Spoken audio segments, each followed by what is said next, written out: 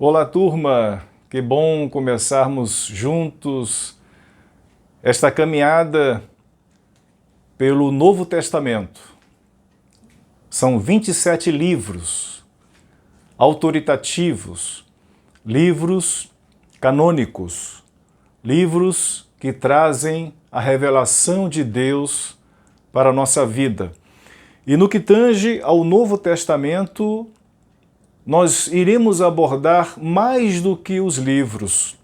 Iremos abordar o mundo do Novo Testamento, a cultura, a história do Novo Testamento, tão importante para nós conhecermos melhor a palavra de Deus.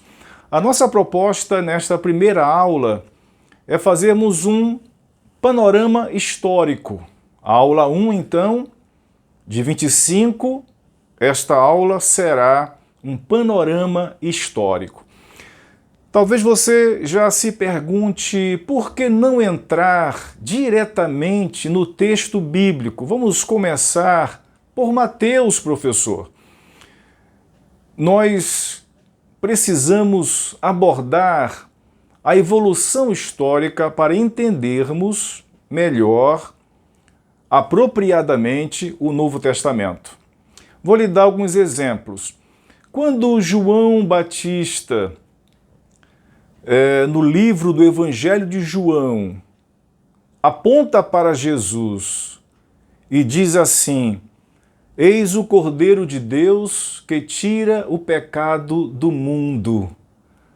Se nós não olharmos a história bíblica, nós perderemos em muito esta palavra de João Batista, porque ele fala de cordeiro. Então, se eu não souber como era feito os sacrifícios, como eram feitos os sacrifícios na época do Antigo Testamento, em que Deus ordenou a preparação de um cordeiro, filhote de ovelha, portanto animal novo, sem mancha, sem mácula, sem defeito, perfeito.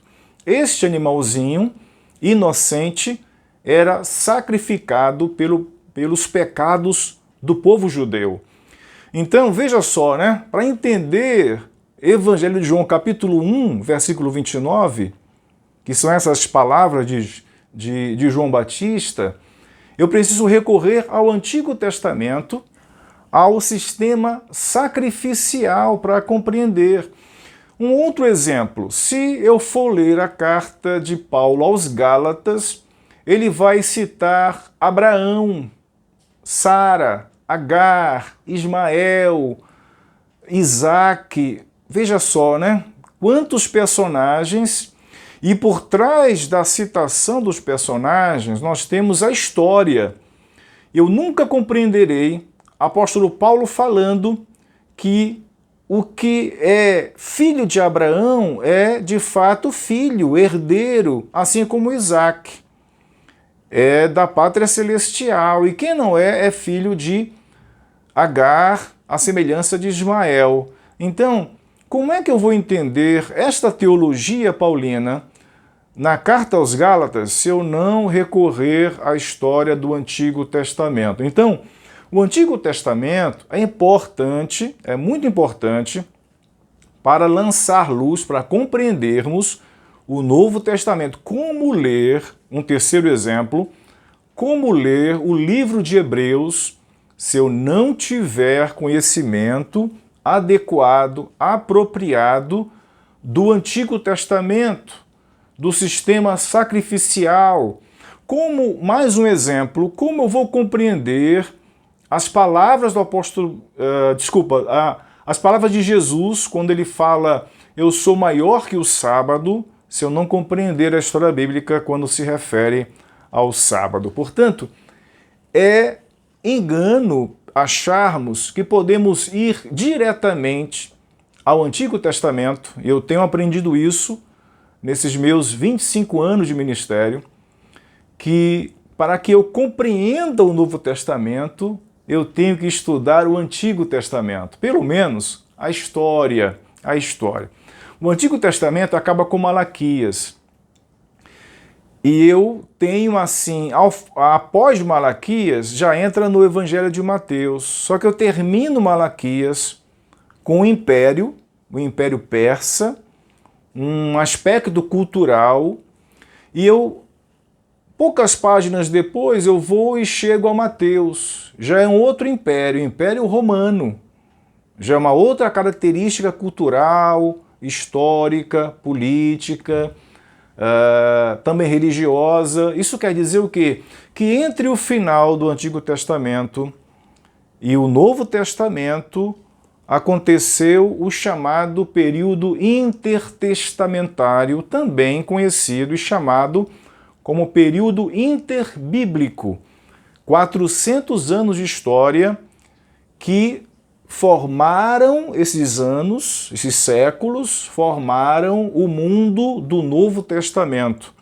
Você que já teve acesso ao Antigo Testamento, você bem provavelmente não tenha percebido tantas ênfases a demônios, a pessoas endemoniadas, como logo no capítulo 4 de Mateus, na tentação de Jesus, e assim tantas pessoas que aparecem endemoniadas e Satanás o tempo todo ali perseguindo as igrejas, a obra de Jesus e também possuindo as pessoas. Mundos diferentes, né? Porque existiu uma evolução. Portanto, é tão importante começar pelo panorama histórico.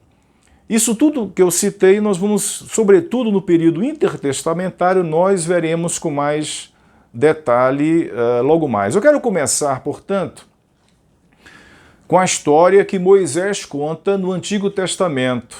Ele fala da criação. Deus fez o homem, criou o universo e também criou o homem para a sua glória, para a comunhão.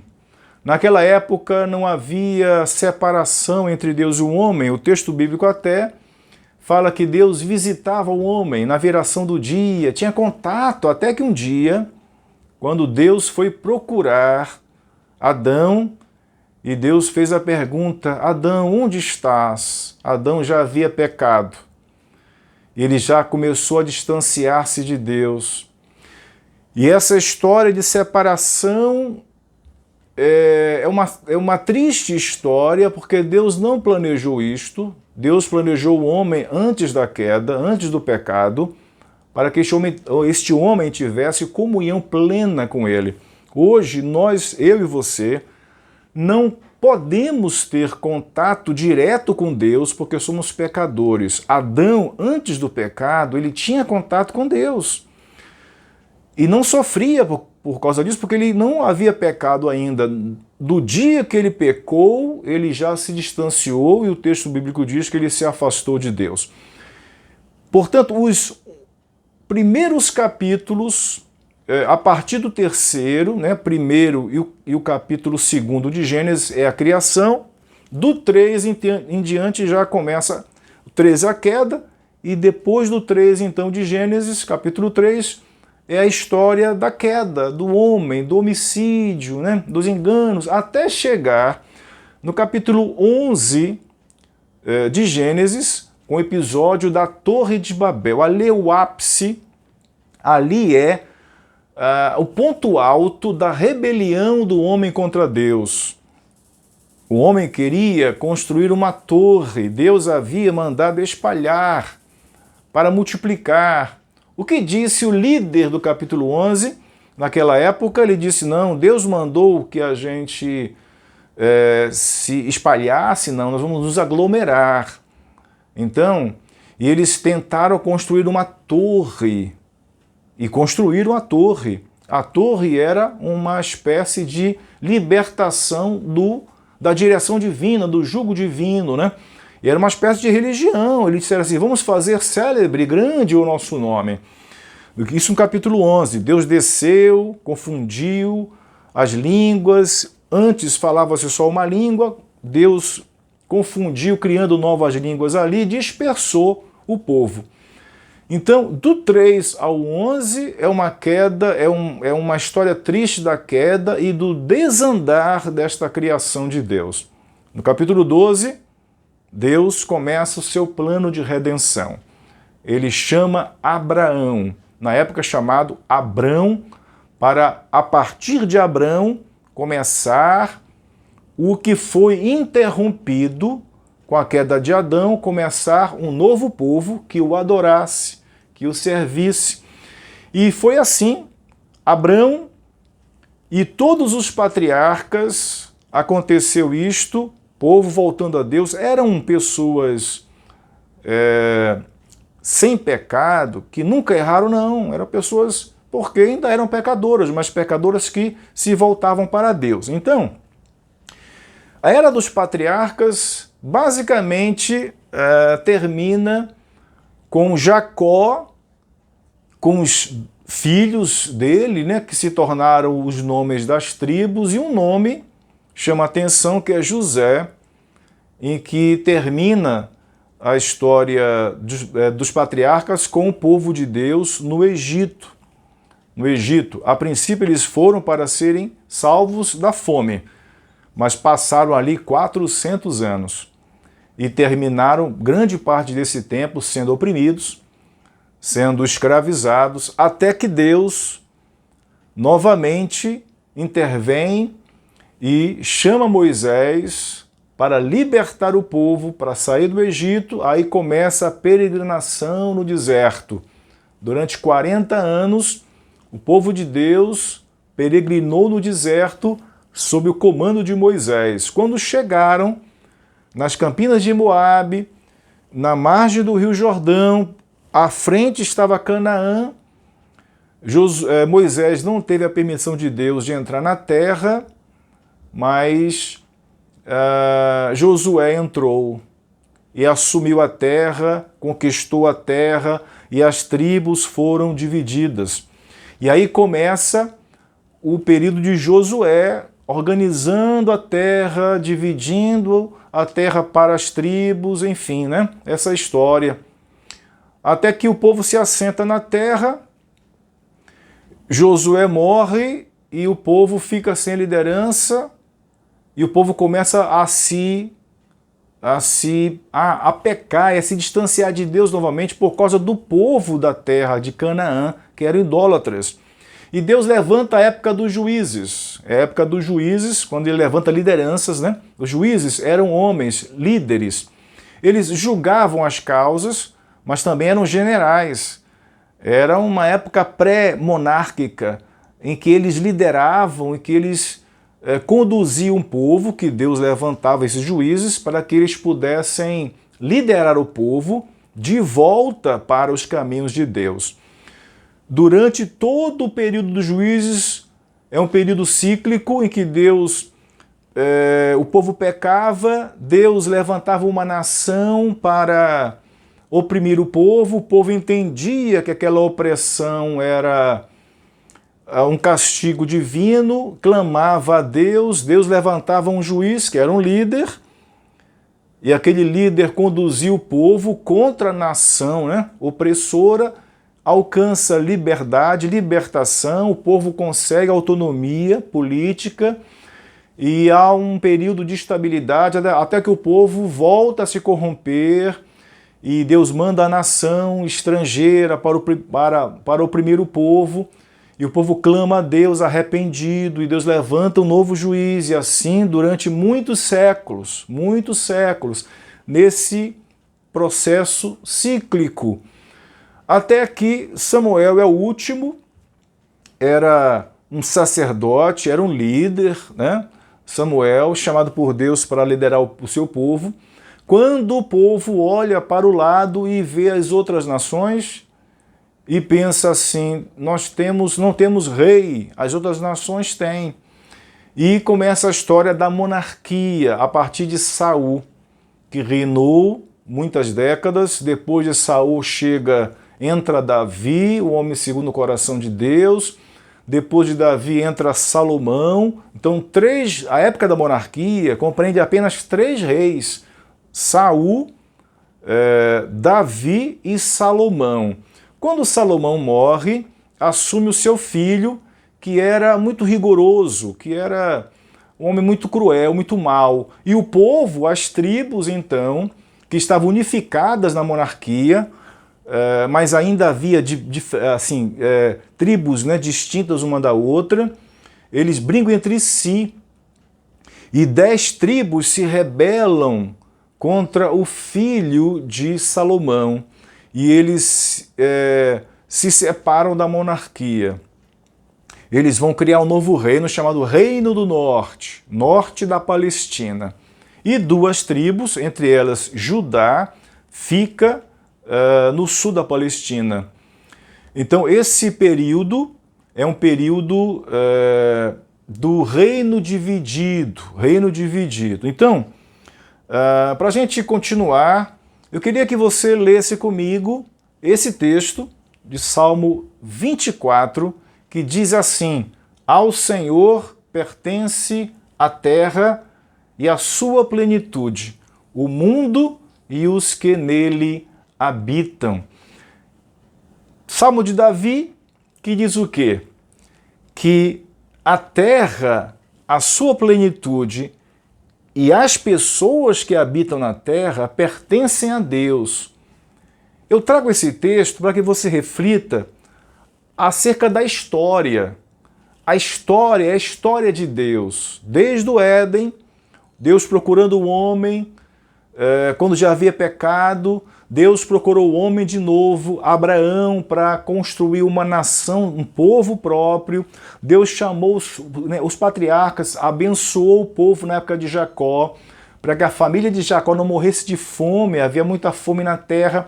Providenciou que José chegasse ao Egito, se tornasse o governador. Deus providenciou, depois de 400 anos de escravidão, levantou Moisés, isto é, Deus procurou o povo, seu povo, para salvar.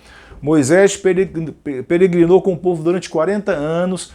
Após a morte dele, Josué, Deus abençoou Josué e disse: assim como fui com Moisés, eu serei contigo. E ele tomou posse da terra, e Deus abençoou Josué. Na morte dele, Deus abençoou o povo, sempre levantando líderes, os juízes. Deus abençoou a monarquia de Israel. Deus, a terra é dele, a plenitude da terra é dele, as pessoas que habitam na terra é dele. Então, só cego não consegue enxergar que Deus não abandonou da condução da história terrena e muito menos do seu plano de ter o homem consigo para adorá-lo. Nós chegamos então, antes de passar para o mapa onde eu parei a minha história do reino dividido, eu queria que você pensasse acerca de um método que nós adotamos como método de leitura bíblica.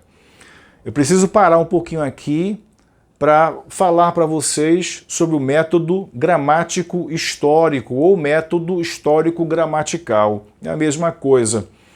Esse é o método que nós adotamos para ler a Bíblia. Existem outros métodos que não dão certo para ler a Bíblia. O método que nós usamos, cristãos, batistas, cristãos reformados, como povo herdeiro da reforma protestante, é este método aqui, o método gramático histórico.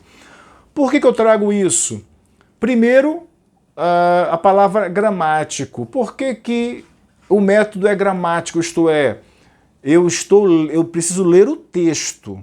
O texto me diz o que Deus quer dizer para mim. Eu não trago a minha ideia para o texto. É o texto que traz a sua ideia para mim. Eu não digo o que o texto quer dizer. O texto bíblico é que me diz o que Deus quer me falar. Por isso, gramático. Não tem nada a ver com gramática de português, tem a ver com o texto em si, né? Por isso que a ênfase de ler a palavra, leia a palavra, porque ela que vai falar ao meu coração e ao seu coração. É o método gramático. Portanto, eu não vivo de revelações, de profecias de quem quer que seja, eu não consulto os astros, eu não consulto o horóscopo para saber a vontade de Deus, eu vou para a palavra, isto é, para o método gramático, isto é, para o texto que está já lá na minha frente, para que eu possa, a partir do texto, descobrir pela leitura, pelo estudo, o que Deus revelou para o seu povo. E histórico, porque esse texto foi originalmente escrito dentro de uma cultura, dentro de uma época, né? Então é preciso conhecer a história para que eu possa entender o texto, o método gramático, né? É preciso, por isso que eu estou tratando nessa primeira aula de uma abordagem, de um panorama histórico, porque não dá para entender, por exemplo, a palavra de Salomão num texto poético dele, quando ele fala para a mulher amada, ele diz assim para ela: eu te comparo, ó minha amada, às vacas de Bazã. Então ele está comparando a amada dele com uma vaca. Bazã era um local que era de criação de gado. Ele estava comparando a mulher a uma vaca. Então, se eu chamar minha esposa e dizer assim, eu te comparo a uma vaca, ela vai se ofender, porque vaca para nós não é um elogio, é uma coisa depreciativa. Para que eu possa entender, eu tenho que ir para a história e descobrir que o povo judeu era um povo pastoril, isto era um povo que cultivava a terra, era um povo que criava animais, entre eles vaca, boi, cordeiro, ovelha, bode, cabra, enfim, né? Os animais que eles usavam para se manter, para tomar o leite, para os sacrifícios. Então a ideia de beleza, de fecundidade que a figura da vaca nos traz, ele queria dizer que a amada era uma mulher fecunda, que tinha muitas crias, que cuidava dos seus filhos, então era um elogio, né? Elogio não era uma ofensa. Por isso que o método que nós temos que ler, quando lemos a Bíblia, nós temos duas vertentes. A gramática, isto é, o texto escrito, não é revelação, é o texto escrito. Eu digo revelação de pessoas, né? Revelação dos astros, das nuvens. Tem gente que lê aquele pó do café quando passa água, o formato do pó chamado de borra do café, no copo, na xícara, a pessoa lê aquilo e tem uma revelação do Espírito, enfim, né? Então nós não fazemos isso, nós lemos o texto, que é o método gramatical. E histórico porque esse texto está fundado em cima de uma cultura, né? De uma história, por isso é importante conhecer a história. Muito bem, nós paramos aqui, ó, esse é o mapa da Palestina, uma parte dele, né? Aqui eu tenho o continente africano, o norte do Egito, isso aqui é o delta do Nilo, onde o povo ficou escravo, né? Por aqui. Eu tenho o mar Mediterrâneo. Eu tenho aqui, ó, nessa bolinha azul, é o Mar da Galileia. Está até escrito aqui. Do Mar da Galileia tem esse filete de água que é o Rio Jordão, onde João Batista batizou Jesus no Rio Jordão. E aqui, mais embaixo, já em Judá, o Mar Morto. O Mar Morto. Portanto, isso aqui é atual Palestina, entre o Mar Mediterrâneo e o Mar Morto, Mar da Galileia e o Rio Jordão. Só um parêntese, o Mar da Galileia é assim chamado, mas ele não é mar, não é água salgada, ele é água doce, assim como o Rio Jordão. Mas pela dimensão dele, pelo tamanho dele, é chamado de mar na Bíblia, né? Mas não é um mar. Tanto é que a água do Rio Jordão vem dele. Aqui tem colinas, montanhas, que descem a água e formam o Mar da Galileia. O Mar da Galileia, a água dele desce pelo Rio Jordão e deságua no Mar Morto. Do Mar Morto não sai mais água, por isso que é chamado de Mar Morto. A água evapora e é uma concentração muito grande de sal. é a parte mais baixa da Terra, é o Mar Morto. Ele está abaixo do nível do mar dos outros oceanos. Então, este mapa aqui nos mostra onde eu parei, né? Quando as tribos se rebelaram com o filho de Salomão e o reino se dividiu, é chamado de reino dividido. Judá, onde fica Jerusalém, e Israel, o norte da Palestina. Então a configuração nesse período de Roboão, que é o filho de Salomão, e Jeroboão, que se rebelou contra Roboão, então Jeroboão liderou Israel e se separou do sul, que é Judá. Roboão, filho de Salomão, continuou aqui, né, reinando. Então, veja que é época dividida, época do reino dividido. Em 722 a.C., esse reino aqui, essa época do reino dividido é mais ou menos no ano 900 a.C. No ano 722 a.C., a gente tem um episódio histórico que vai nos fazer entender muitas coisas. Primeiro, eu tenho aqui um mapa, que é o mapa do mundo antigo. Aquela Palestina, isso aqui, ó, isso aqui que é a mapa da Palestina, é só isso aqui, ó. Tá vendo Canaã aqui? Jerusalém? É só essa parte aqui, essa partezinha. Eu tenho o Mar Mediterrâneo, lembra do Egito? O delta do Nilo está aqui, onde o povo ficou escravo 400 anos. E eu tenho aqui a atual Turquia, que na época do mundo antigo era o Império Eteu, né? Os hititas. Eu tenho aqui a Mesopotâmia. Na Mesopotâmia, eu tenho dois rios que eu leio no livro de Gênesis, que é o rio Tigre, aqui ó, rio Tigre, e o rio Eufrates, que passa do ladinho dele aqui, o rio Eufrates. Em Gênesis fala de 4 rios, né? Os outros 2, Gion e Pison, ninguém sabe onde está, mas rio Tigre e o rio Eufrates estão aqui, ó, na faixa de terra chamada Mesopotâmia. Meso é meio, potamos em grego é rio. Então, entre rios está aqui a Babilônia, está aqui a Síria, são nações, né? O povo judeu está aqui, o povo de Deus está aqui dividido, Reino do Norte e Reino do Sul está aqui. Nessa mesma época, eu tenho aqui impérios. A Síria tomou conta dessa região toda, se tornou um império, dominou esta parte aqui, dominou o Egito, dominou a Palestina, veio para o reino do norte, né, Israel, e levou para a Síria Israel.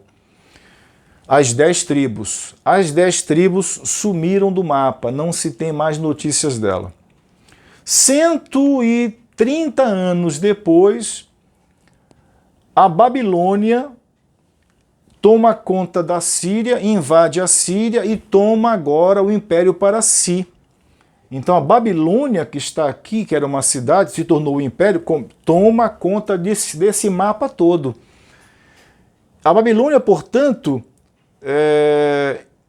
faz o quê? Ela vai para o reino de Judá e leva cativo o povo de Deus lá para a Babilônia, lá para cá, ó, para a Mesopotâmia. Aqui eles passam 70 anos e voltam depois no Império Persa, não é mais babilônico, Império Persa. Eles voltam na época de Esdras, na época de Neemias, na época dos profetas menores, Ageu, Zacarias, Malaquias, são profetas, junto com Daniel, com Esdras, com Neemias, é o chamado período pós-exílico.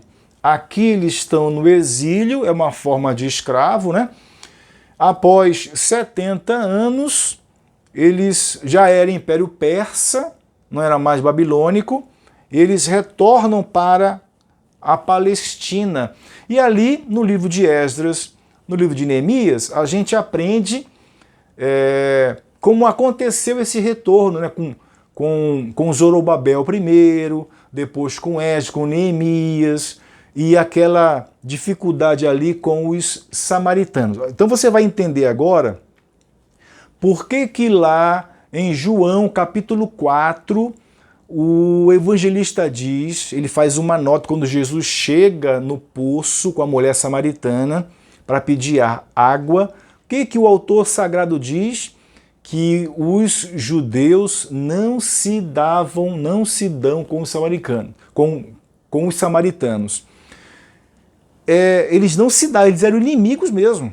Eles não se davam. O judeu, para descer de Israel, né, um judeu daqui do sul, digamos que ele suba para cá, para descer para Judá, ele atravessa o Rio Jordão, ele não passa por Samaria, ele não passa por Samaria, através do Jordão, atravessa aqui na altura de Jericó para entrar em Jerusalém, para ver o clima que era, né? Esse clima hostil entre judeus e samaritanos é desta época pós-exílica, quando eles retornam do exílio babilônico para a Palestina, para reconstruir o templo e a sua nação, né? Então, nesse período pós-exílico, termina o Antigo Testamento. Exatamente aqui, no retorno deles, termina o Antigo Testamento. Por isso que Malaquias é o último profeta, é o último livro do Antigo Testamento. Malaquias profetizou mais ou menos em 470, 430 a.C., século V, né, no retorno. Depois de Malaquias, nós não temos mais nenhum livro do Antigo Testamento, porque encerra-se ali o Antigo Testamento e começa o que nós conhecemos como período interbíblico ou intertestamentário. Por que é inter? Inter é entre.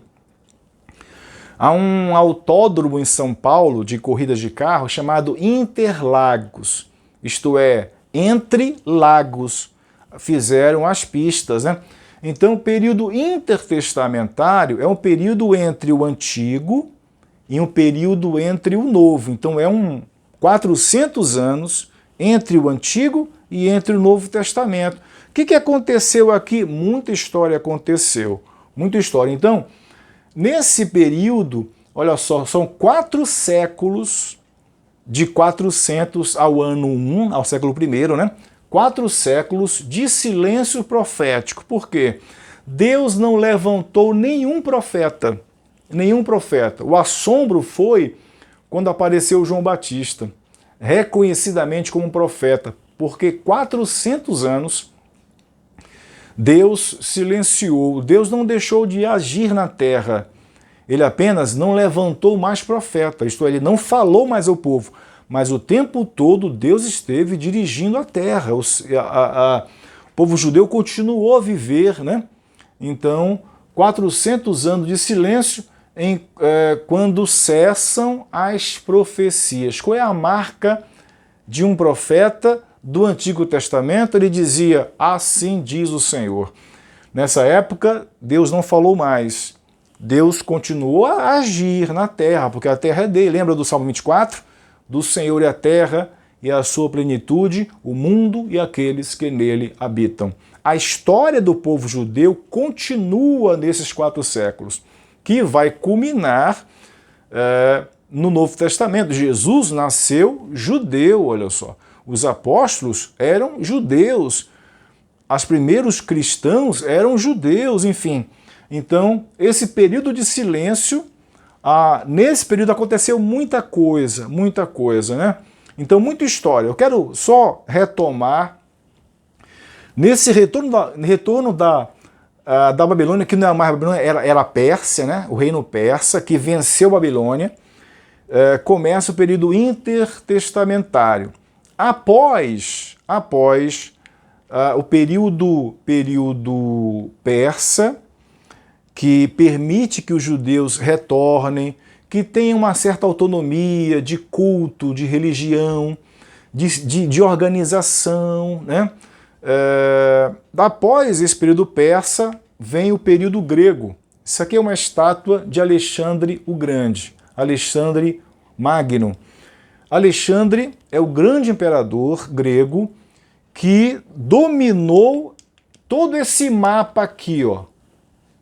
Agora isso aqui, na época de Alexandre o Grande, no ano 300 a.C., esse mapa aqui, esse mundo conhecido, pertencia agora a Alexandre. O Egito, a atual Turquia, na Bíblia chamada de Ásia Menor, a Mesopotâmia, esse crescente fértil aqui, né? Essa parte é verde porque tinha muita vegetação.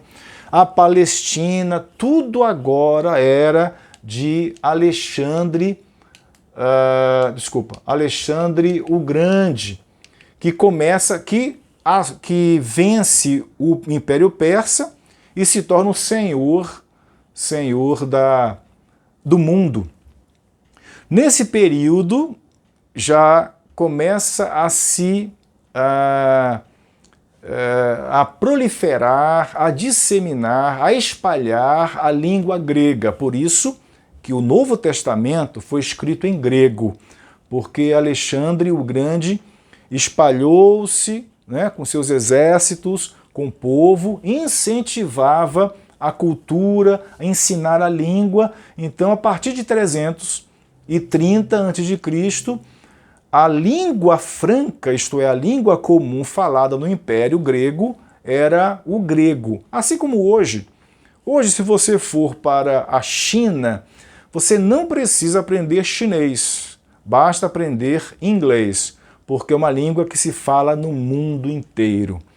Muitos países, as crianças crescem bilíngues, isto é, aprendendo duas línguas, a sua língua local e o inglês, porque é a língua que se comunica com o mundo. Naquela época era o grego. Cada nação tinha a sua língua, né? Mas aprendia o grego para se comunicar com o mundo, com os exércitos gregos, para poder fazer comércio, enfim, comprar, vender, escrever, se comunicar, tinha que ser o grego. Então o grego era a língua franca, era como o inglês da época. E durante essa época foi tão forte a influência grega que a primeira tradução da Bíblia foi feita no ano 270, que é chamada de Septuaginta, que em grego é 70. Isto é a tradução de todo o Antigo Testamento para a língua grega. Veja só, a primeira tradução da história do texto bíblico aconteceu no período grego, em que o Antigo Testamento foi traduzido para o grego, para que judeus que não liam mais hebraico, mas só liam grego, pudessem ler o texto bíblico. Quando o povo voltou do exílio babilônico, nem todos voltaram. Alguns ficaram espalhados pelo mundo, né? Alguns foram para o Egito. E lá no Egito, na cidade de Alexandria, foi a Bíblia da época, né? O Antigo Testamento traduzido para o grego. Para você perceber a influência do texto grego, da língua grega, a ponto de traduzir para que judeus que não falavam mais hebraico, nem aramaico, falavam grego. Então, para que eles tivessem acesso à revelação de Deus, foi traduzido, portanto, para o grego. Assim como muitas nações, acontece hoje, né? Por que a Bíblia é traduzida para uma língua indígena? Para que o indígena consiga ler o texto bíblico na sua língua.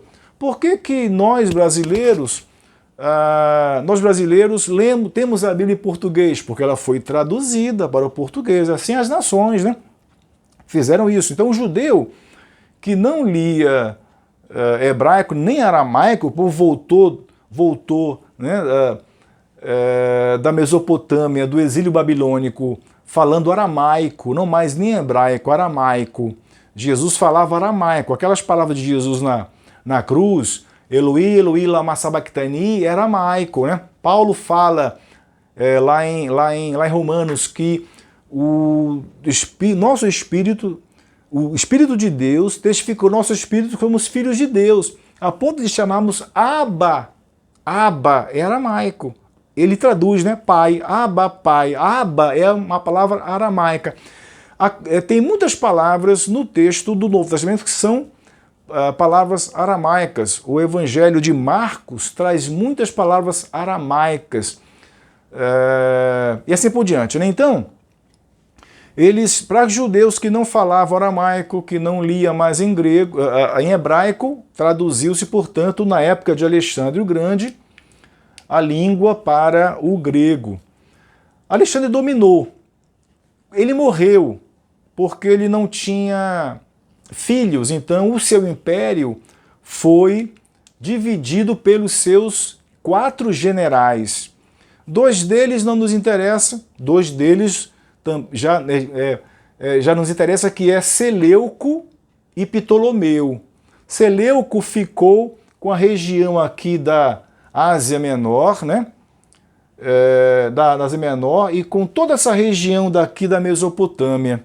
Ptolomeu, um outro general grego, ficou com o Egito.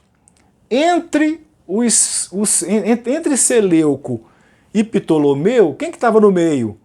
Os judeus, a Palestina. Então essa faixa de terra foi por muitos séculos objeto de ambição, tanto dos seleucidas em cima, quanto dos ptolomeus embaixo. Eles ficavam lutando entre si, guerreando entre si, pela posse da Palestina. Aconteceu que na época e Seleuco morreu, né? Ptolomeu também morreu, mas gerou-se dinastia, isto é, os filhos deles começaram a se tornar reis. Então, é o império dos Seleucidas e o império dos Ptolomeus. Aconteceu o quê? Mais ou menos em 160, 170 da era antes de Cristo,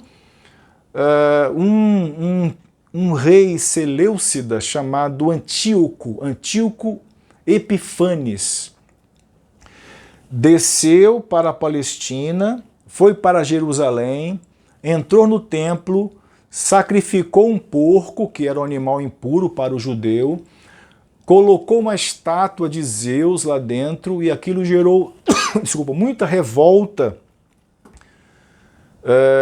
pelos judeus que não gostaram desta atitude. Aliás, os judeus se ressentiam, né? Eles ficavam muito aborrecidos com as nações que os subjugavam, né? Então, a gota d'água foi isto, esta humilhação que os judeus, no ano de 180, 170, passaram. O que aconteceu? Aconteceu uma revolta. Uma família, chamada de família dos Hasmoneanos, a começar pelo... é família mesmo, pai e filhos. O pai, Matatias, e seus filhos se rebelaram e conseguiram arrebanhar, né, reunir um exército de outros judeus para lutarem contra os gregos. Na época, os seleucidas, que haviam feito essa coisa terrível com eles. E eles são chamados de Macabeus. Aí vem Judas, que é filho de Matatias, e que assume a revolta no lugar do pai quando o pai morreu. Ele é chamado de Judas Macabeu. Macabeu quer dizer cabeça de martelo. Então, Judas Macabeu, através dessa revolta, conseguiu uns anos, mais ou menos 100 anos de autonomia, isto é, eles não mais estavam subjugados a nação nenhuma. Eles conseguiram uma autonomia durante esses 100 anos. Depois desse tempo, né, vem um outro império tomando força, ganhando espaço, que era o Império Romano. Essa aqui é uma figura, né, que ilustra essa revolta dos judeus, olha, lutando contra os gregos, revolta dos macabeus ou revolta macabeia, enfim. Eles atingem, como disse, essa autonomia política, eles conseguiram essa vitória e passaram mais ou menos 100 anos livres de qualquer nação a subjugar. Só que, aos poucos, estava nascendo uma outra nação, o novo império, que era o Império Romano. O Império Romano começa a tomar conta daquela região, do Egito, da Ásia Menor, da Mesopotâmia, começa a invadir e se torna este império o senhor daquela época e do mundo conhecido, né? Então eles vencem os gregos e, claro, eles vão lá na Palestina para acabar com essa autonomia da família macabeia que vem ao longo dos séculos, né, das décadas, não séculos, décadas. Assim, fim da história, esse novo império, o Império Romano, toma conta do mundo e da Palestina.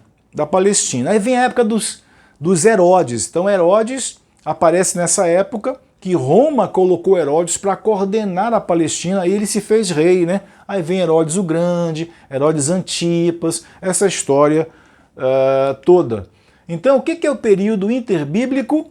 É um período, falta um ozinho aqui, né? É um período de cerca de 400 anos entre o Antigo e o Novo Testamento, abrangendo desde Malaquias, que é o último profeta, aqui termina o Antigo Testamento, em 470, 430, e até Jesus, olha só, no Novo Testamento. Nesse período é que você tem, no final de Malaquias, tem o período persa, depois vem o período grego vencendo os persas, depois algumas décadas que o judeu ficou autônomo, e depois vem o Império Romano no ano 100 e pouco, antes de Cristo, e toma conta do mundo, vence os judeus, vence a revolta, e nós entramos no Novo Testamento. Então eu quero que você leia comigo esses textos de Malaquias, como eu disse, é o último profeta. Então o que diz Malaquias 3:1? Eis que eu envio o meu mensageiro, olha só, meu mensageiro, que preparará o caminho diante de mim.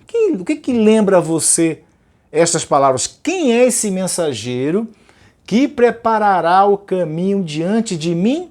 É claro que Malaquias já está profetizando acerca sobre João Batista. É dele que ele está falando. De repente o Senhor, e o texto não continua. Um outro texto, Malaquias 4, 5 e 6, note o que Malaquias diz. Eis que eu lhes enviarei o profeta Elias. Elias já tinha passado há muito tempo, né? Muitos séculos atrás viveu Elias. Mas Malaquias, no final do Antigo Testamento, está profetizando novamente a vinda de Elias. Eis que eu lhes enviarei o profeta Elias antes que venha o grande e terrível dia do Senhor. O que esse profeta Elias vai fazer? Ele converterá o coração dos pais aos seus filhos e o coração dos filhos a seus pais, para que eu não venha e castigue a terra com maldição. De quem Malaquias está falando? De João Batista. Olha só isso aqui. Em Mateus capítulo 11, versículo 13 e 14, porque todos os profetas, quem diz estas palavras é Jesus, porque todos os profetas e a lei profetizaram até João Batista. E vocês, o que querem reconhecer? Ele mesmo é Elias.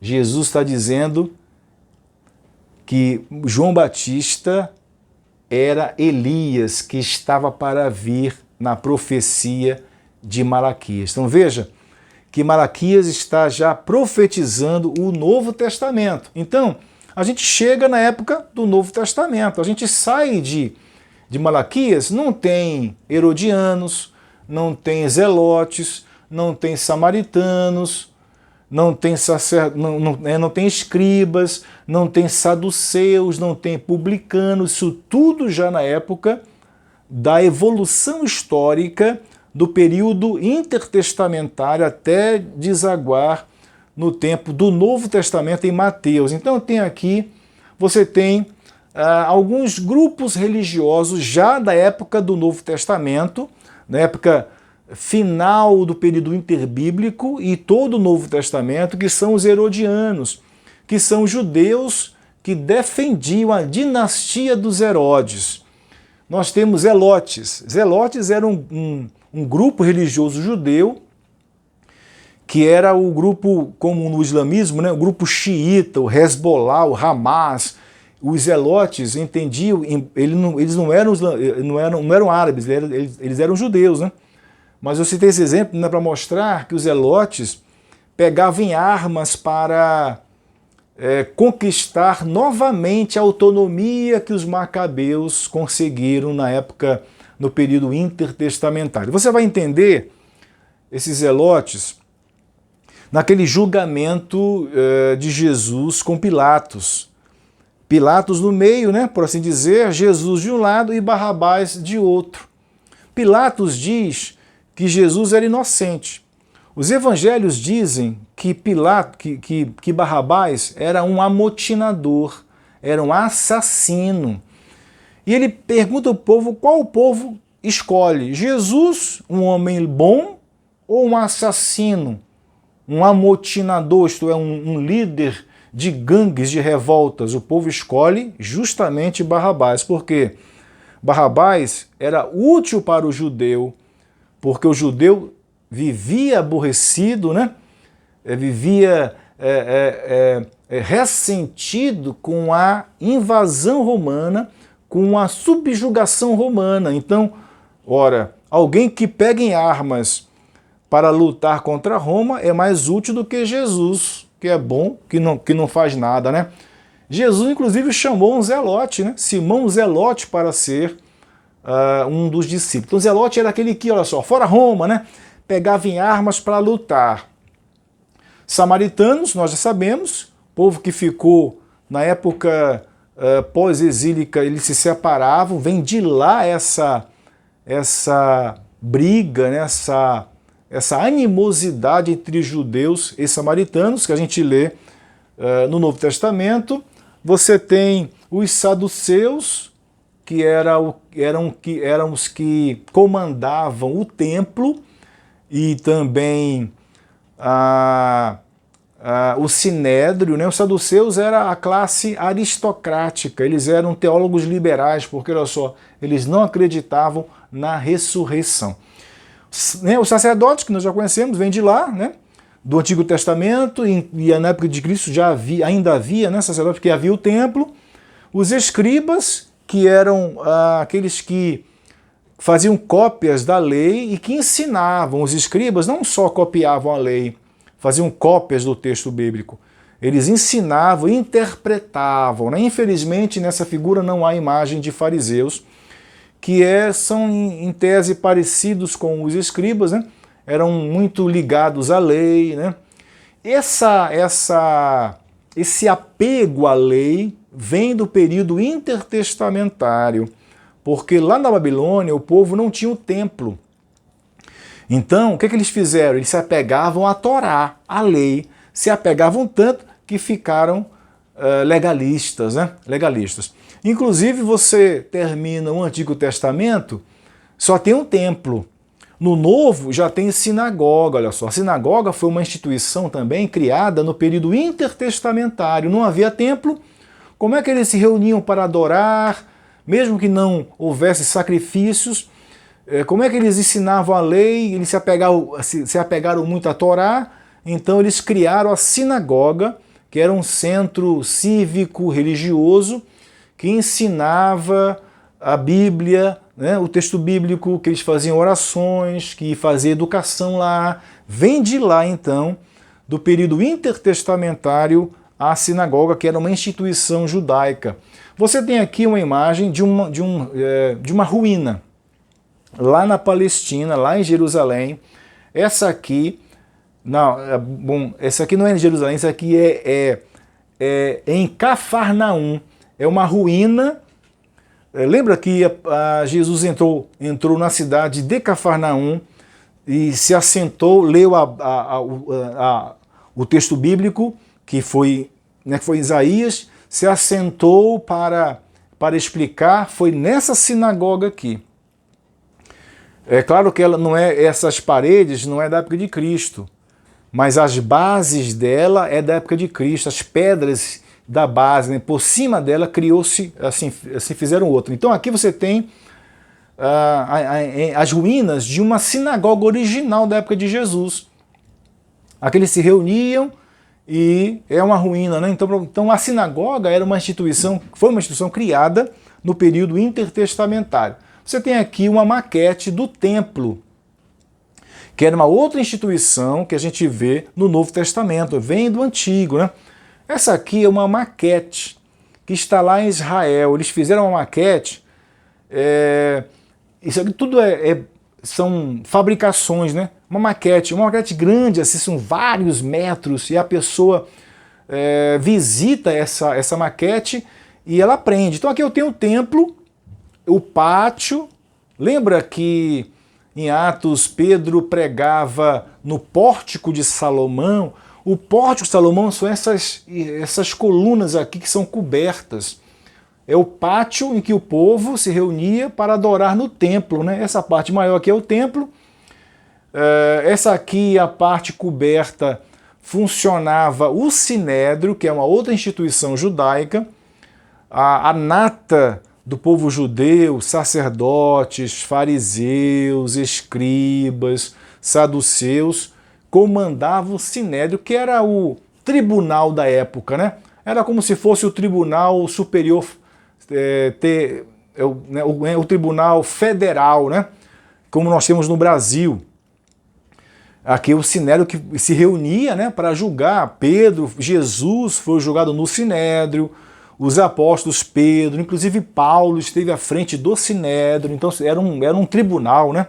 Era um tribunal. Então essa aqui, para que você perceba, é uma maquete do templo da época de Jesus. Você vai ver aqui, por exemplo, essa torre aqui. Quem fez essa torre foi Herodes o Grande. Lembra quando Paulo foi preso no final da terceira viagem missionária, em que ele foi preso no templo, acusado de levar um gentio para o templo, que era pecado, que era crime de morte, inclusive, e que os soldados pegaram Paulo, prenderam e levaram para a torre, essa torre aqui, a chamada Torre Antônia, feita por Herodes o Grande, pouquinho antes de Cristo, até a época de Cristo. Então isso aqui é o templo de Jerusalém. Aqui eram feitos sacrifícios, né? Enfim, quando o povo, período interbíblico, ficou sem o sacrifício, sem o templo, ele se fixou na Torá. Isso aqui é um rolo da Torá. É um rolo do Antigo Testamento, escrito em hebraico, olha só. Então eu trago para você perceber como eram os livros da época. Eram rolos.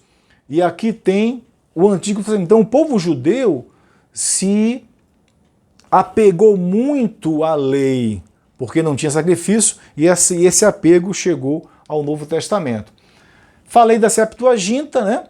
Em algarismo romanos, esse L, que é 50, cada um dos X é 10, 70, feito 270 a.C., que é a tradução do Antigo Testamento para o grego, para que o judeu que não lesse hebraico pudesse ler o Antigo Testamento na língua grega.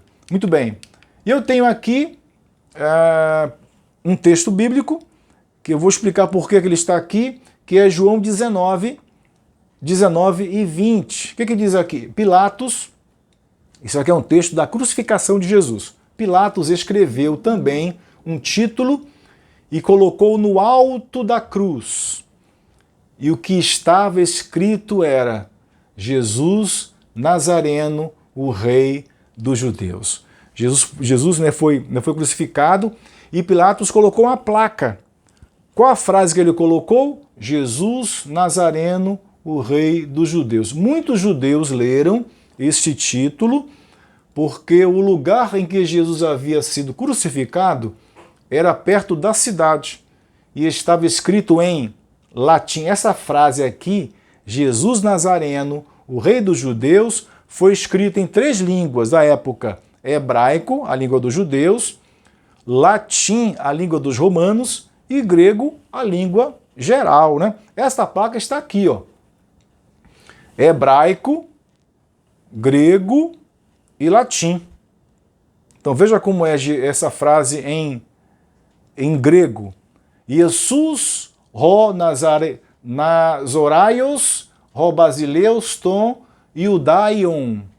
Jesus, o Nazareno, o Rei dos Judeus. E aqui embaixo em latim, Jesus Nazarenus Rex, que é rei, e o Daiorum, Jesus Nazareno, Rei dos Judeus. Em hebraico, não leio, mas está aqui, né? Essa é para você perceber as 3 línguas que se falava no Império Romano na época de Jesus, além do aramaico, que era a língua que os judeus já falavam em casa, no mercado. O hebraico ficou mais para o texto bíblico, para as celebrações no templo, na sinagoga, o aramaico mais de casa, o grego do mundo e o latim só para o Império Romano, né, para quem morava em Roma. Então, na época, o texto era o hebraico e o grego, né? Então eu tenho aqui, por exemplo, a oração do Pai Nosso em grego: Pater remon roentois uranos, isto é, Pai Nosso que está no céu. Hagiasteto to onomassu, santificado seja o teu nome. E assim vai, né? Então você tem aqui, essa é a língua grega que os autores cristãos escreveram. Mateus escreveu, enfim, os apóstolos, Paulo, enfim, né? E também eu trouxe uma figura do que é o aramaico na época, né? É uma escrita em aramaico da época e também, para não deixar de fora, o Pai Nosso em latim. Pater noster, qui es in caelis, sanctificetur nomen tuum. Pater noster, Pai Nosso, que está nos céus, qui es in caelis, sanctificetur nomen tuum, santificado seja o teu nome. O habitante de Roma falava latim. O habitante da Palestina falava aramaico. O habitante do mundo falava em grego. E nas celebrações, no templo, para escrever o texto bíblico, se escrevia o hebraico. Então, nós vamos terminar. Eu peço desculpa porque avançamos muito no tempo, mas eu quero voltar e terminar essa aula com o texto que nós começamos, que é o texto de Salmo 24. Toda essa história que falei aqui para vocês, que é um resumo, mostra Deus conduzindo a sua obra através dos séculos para que chegasse ao ponto de Jesus, como diz o apóstolo Paulo, nascendo na plenitude do tempo. Porque ao Senhor pertence a terra e a sua plenitude, isto é, não há espaço na terra que não pertença a Ele, o mundo e os que nele habitam. O mundo é de Deus, a história é de Deus, todos os eventos que se encadearam para chegar no Novo Testamento, a exemplo do texto bíblico escrito em grego. Por que grego e não aramaico, não latim? Porque o grego, Deus esperou que a língua grega chegasse em cena para que a sua revelação pudesse ser escrita na língua do mundo, para que todos pudessem ler a partir. Um exemplo é o texto de Pilatos, né? Escreveu em hebraico para o judeu, escreveu em latim para o romano, escreveu em grego para o mundo saber que Jesus, o Nazareno, é o Filho de Deus. Nós vamos ficar por aqui. Peço mais uma vez desculpa pelo avançado da hora. Na próxima aula eu prometo ficar entre 45 minutos, mas essa parte histórica é muito grande, né? Eu quis trazer nessa primeira aula para a gente entrar na próxima aula sobre uma introdução do cânon. Vamos saber o que é cânon e introduzir o cânon. Que Deus abençoe sua vida e conto com você, espero você na próxima aula, se Deus quiser.